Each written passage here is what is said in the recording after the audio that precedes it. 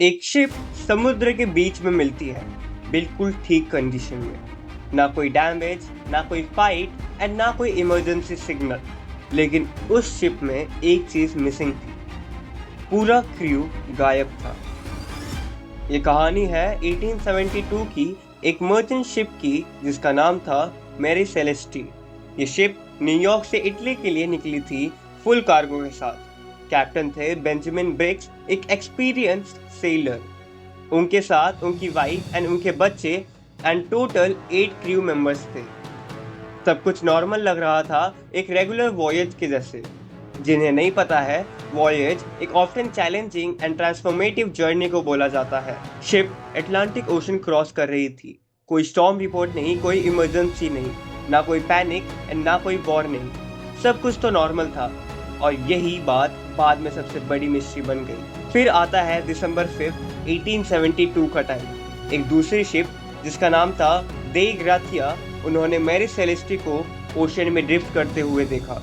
उनको लगा कुछ गलत है तो वो ऑन बोर्ड गए। शिप बिल्कुल ठीक थी, लेकिन अंदर कोई भी नहीं था। अब जो उन्होंने देखा वो और ज्यादा कंफ्यूजिंग था। कार्गो बिल्कुल अनटच्ड था, फूड प्रिपेयर थे जैसे अभी कोई खा के गया हो। क्रू का पर्सनल आइटम वहीं पड़ा हुआ था।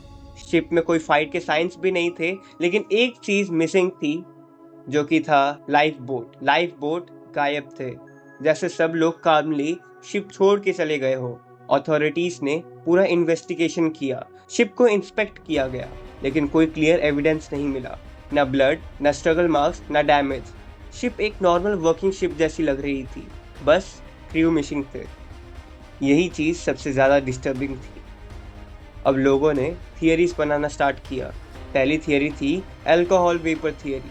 कार्गो में इंडस्ट्रियल अल्कोहल थे, शायद फ्यूम्स ने पैनिक क्रिएट किया हो एंड क्रू मेंबर्स शिप छोड़ के चले गए।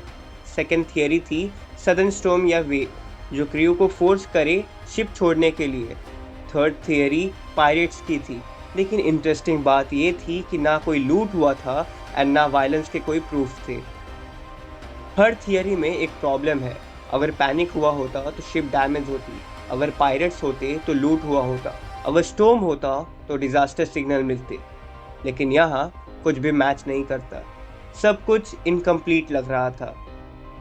सबसे बड़ा क्वेश्चन ये है कि क्रू ने शिप छोड़ी क्यों, और अगर छोड़ी भी तो सारे सामान छोड़ के क्यों गए।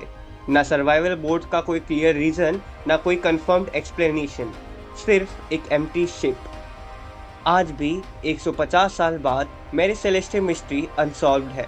कुछ लोग कहते हैं हम कभी सच्चाई नहीं जान पाएंगे। कुछ लोग कहते हैं कि कुछ ऐसा हुआ होगा जो रिकॉर्ड नहीं हुआ। लेकिन ट्रुथ एक ही है, एक शिप परफेक्टली फाइन मिलती है और उसका पूरा क्रू गायब था।